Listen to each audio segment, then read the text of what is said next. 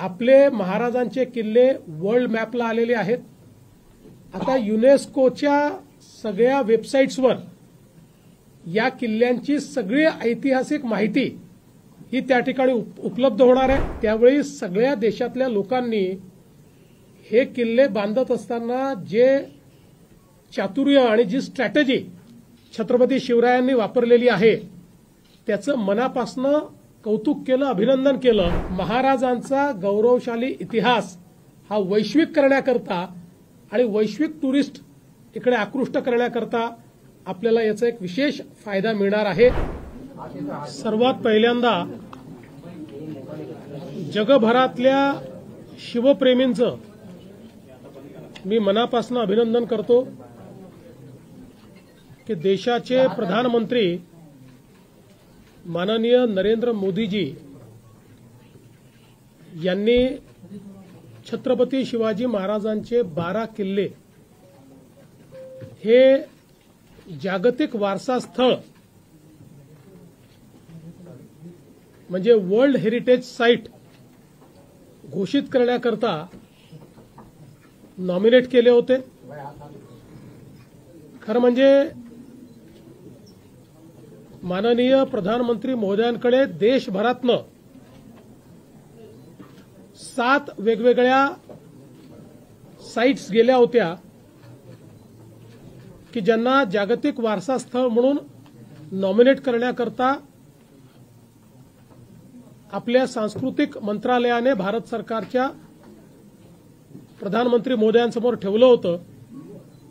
मी प्रधानमंत्री महोदयांचे आभार मानेन की त्यापैकी प्रधानमंत्री महोदयांनी हा निर्णय केला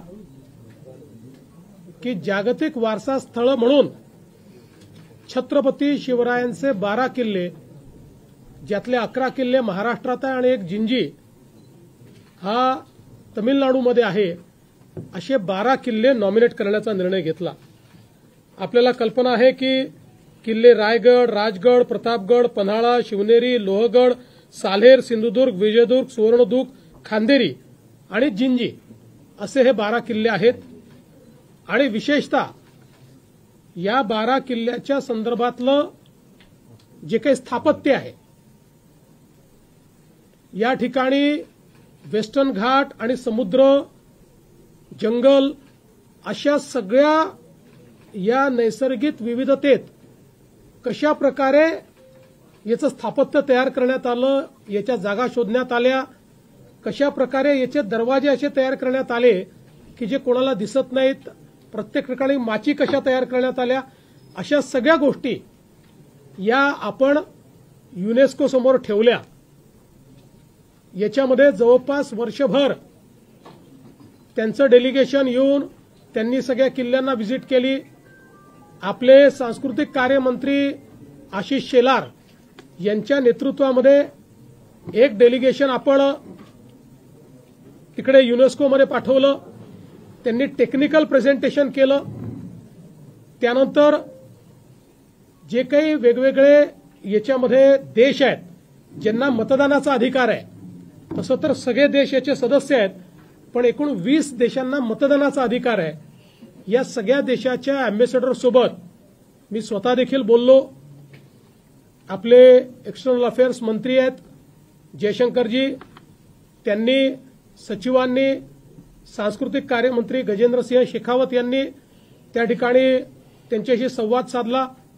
मी शिंदेसाहेब आणि अजितदादा आम्ही प्राईम मिनिस्टर साहेबांना विशेष भेटलो आणि त्यांनाही विनंती केली की आपण हे नॉमिनेशन केलं आहे परंतु मतदानाची प्रोसेस आहे आणि 20 वेगवेगळे देश आहेत त्यामुळे भारत सरकारने पुढाकार याच्यामध्ये घेतला पाहिजे। त्या माध्यमातून त्या देशात आपली जी एम्बसी आहे त्यांच्यासोबत संवाद झाला, त्यांनाही आपण एकत्रित केलं आणि त्यांना त्या देशातल्या सरकारशी चर्चा करण्याकरता सांगितलं। आपल्याला माहिती आहे मध्ये युक्रेनचे फॉरेन मिनिस्टर आले होते, त्यातला एक सदस्य युक्रेन हा देश देखील होता। त्यांना आम्ही मुंबईतच प्रेझेंटेशन केलं आणि त्यांनी तिथेच सांगितलं की आम्ही भारताच्या बाजूने मतदान करू। आणि आपले जे तिथले परमनंट मेंबर जे आहेत शर्माजी, त्यांनी फार महत्वाची भूमिका याच्यामध्ये निभावली।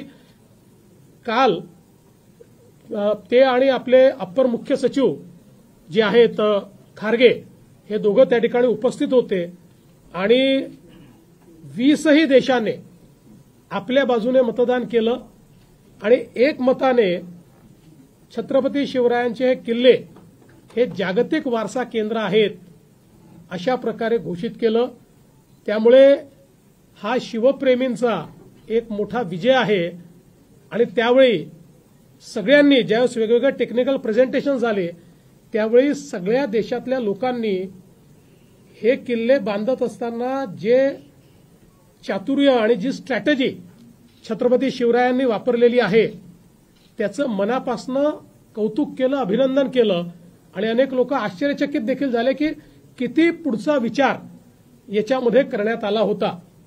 आता जागतिक वारसा स्थळ झाल्यामुळे आपले महाराजांचे किल्ले वर्ल्ड मॅपला आलेले आहेत। आता युनेस्कोच्या सगळ्या वेबसाईट्सवर या किल्ल्यांची सगळी ऐतिहासिक माहिती ही त्या ठिकाणी उपलब्ध होणार आहे। वर्ल्ड टुरिझम मॅपवर हे किल्ले त्या ठिकाणी येणार आहेत आणि युनेस्कोच्या माध्यमातूनही त्या किल्ल्यांच्या ठिकाणी जागतिक वारसा स्थळ म्हणून सगळी माहितीचे किऑस्क उभे राहणार आहेत। म्हणजे यातनं एकीकडे पर्यटनाला तर चालना मिळेलच पण त्याच्यासोबत महाराजांचा गौरवशाली इतिहास हा वैश्विक करण्याकरता आणि वैश्विक टुरिस्ट इकडे आकृष्ट करण्याकरता आपल्याला याचा एक विशेष फायदा मिळणार आहे। आणि म्हणून मला असं वाटतं की भारतीयांकरता आणि मराठी माणसाकरता हा एक अतिशय महत्त्वाचा दिवस आहे। सोशल मीडियाच्या भाऊ गर्दीत विश्वासार्हतेने चकाकणारे नाव म्हणजे लेट्सअप मराठी।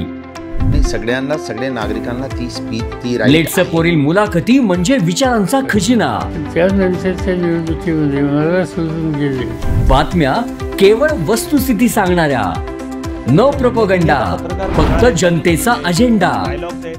क्योंकि आने वाला कल जाने वाला है, जाने वाला कल आने वाला है। राजकारण, मनोरंजन असो की क्रीडा क्षेत्र, महाराष्ट्राची स्पंदने संवेदनशीलतेने टिपणारे माध्यम म्हणजे लेट्सअप मराठी। जगासोबत एक पाऊल पुढे राहण्यासाठी लेट्सअपचे ॲप, सोशल मीडिया आणि वेबसाईट सोबत कनेक्टेड रहा।